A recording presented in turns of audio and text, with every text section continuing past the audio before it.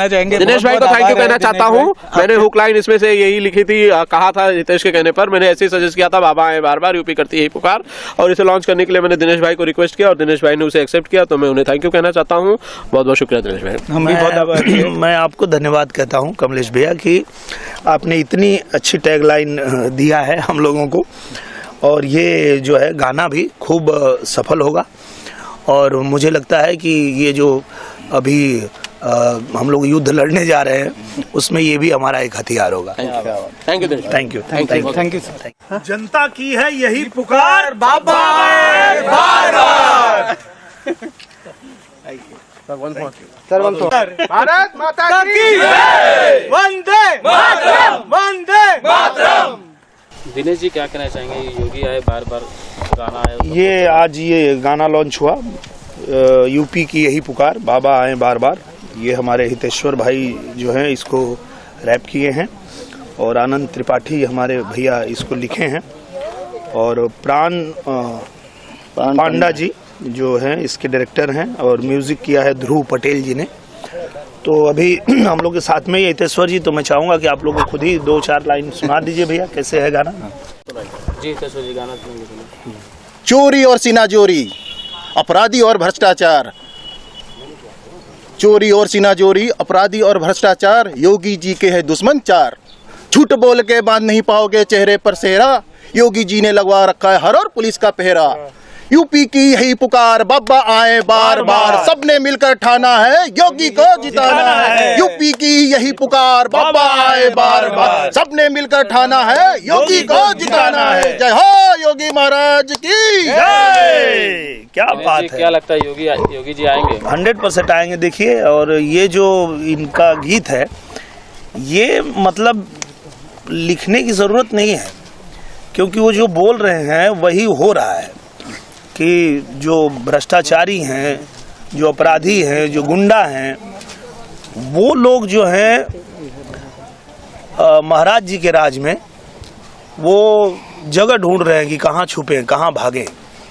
और किसी भी राज्य का, किसी भी प्रदेश का, किसी भी देश का भविष्य तभी तय होता है, अच्छा तभी होता है जब वहाँ शांति हो और गुंडे माफियाओं पे लगाम लगे, कानून का राज हो, तो ही आप वहाँ देखेंगे कि कोई व्यापारी अपना इन्वेस्टमेंट लगाएगा, कोई आदमी जो है वो, अगर हम लोग फिल्म भी बनाने आज यूपी में जाते हैं तो इसीलिए जाते हैं कि वहाँ एकदम सुरक्षित हैं और पहले की तरह गुंडागर्दी नहीं है।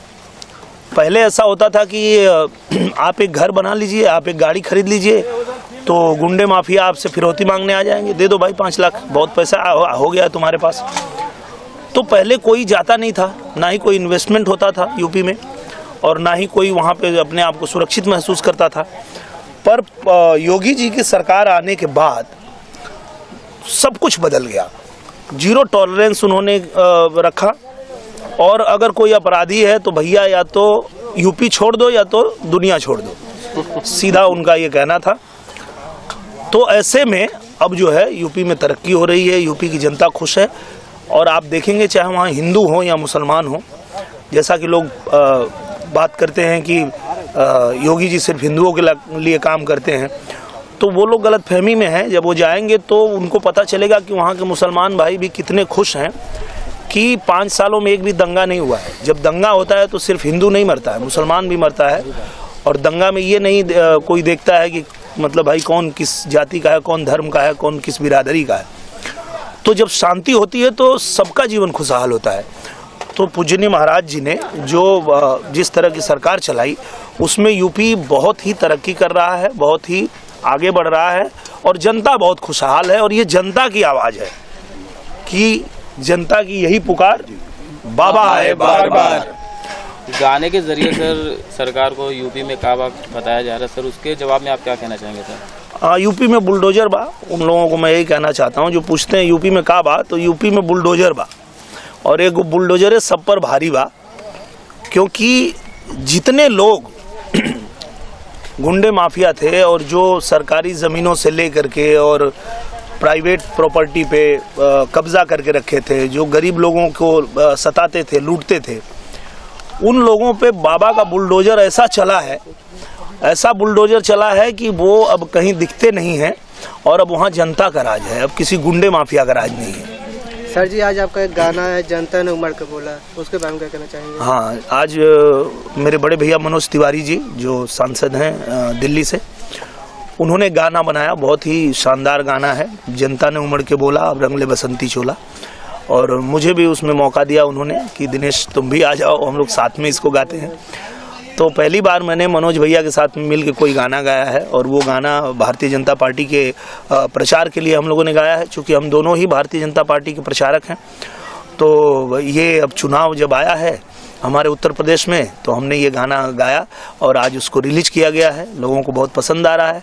और सबसे बड़ी बात यह है कि गाना हम गाते इसलिए हैं कि जो लोग सवाल करते हैं, जैसे हम तो हर जगह नहीं जा सकते, कोई भी बड़ा नेता है या प्रचारक है वो हर जगह तो नहीं जा सकता, तो वहाँ जब हमारे कार्यकर्ताओं से कोई अगर बातचीत करता है या कोई बहस करता है, तो वहाँ उनको कुछ बोलने की ज़रूरत नहीं होती है, वो धीरे से बोलते ठीक है बेटा रुक जाओ, थोड़ा सा गाना लगाते हैं। गाना लगा देता है और गाना ही सब कुछ गिना देता है कि हमने क्या किया, हमारी सरकार ने क्या किया, और जब तुम लोग थे तो तुम लोगों ने क्या किया, देश और प्रदेश की हालत क्या थी, और अब देश प्रदेश की हालत क्या है।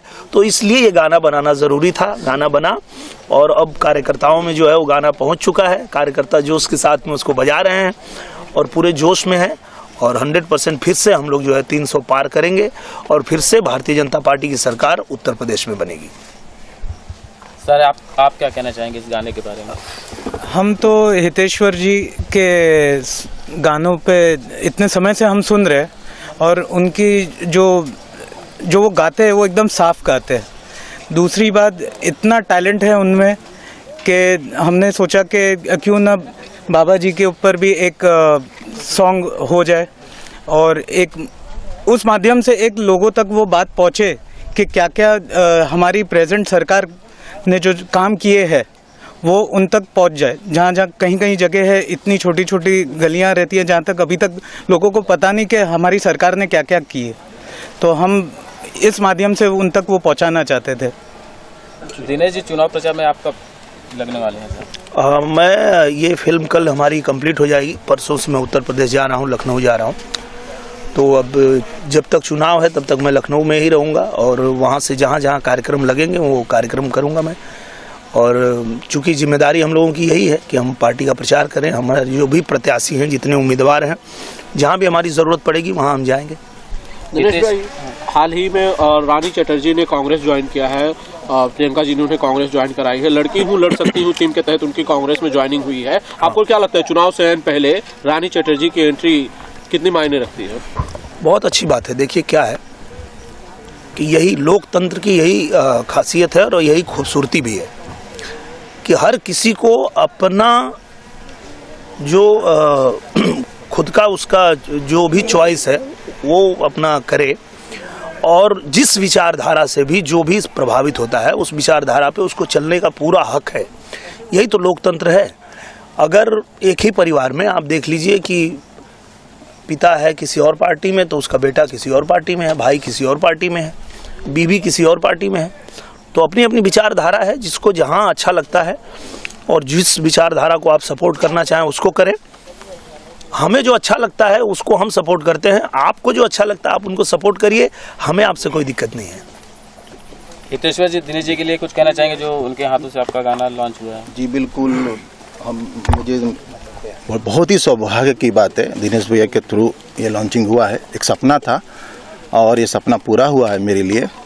इनसे मिलना ही बहुत बड़ा सपना था, और ये भगवान जो करते हैं, जो समय बांध के रखते हैं, आज यहाँ पे इस जगह पे आप लोग के सामने ये सपना मेरा पूरा हुआ। और इनका जितना भी तारीफ करे वो कम है। ये तो धरोहर है भोजपुरी के, आन बान शान है भैया। और अब क्या बताऊँ, तो आप लोग भी पता है, दुनिया को पता है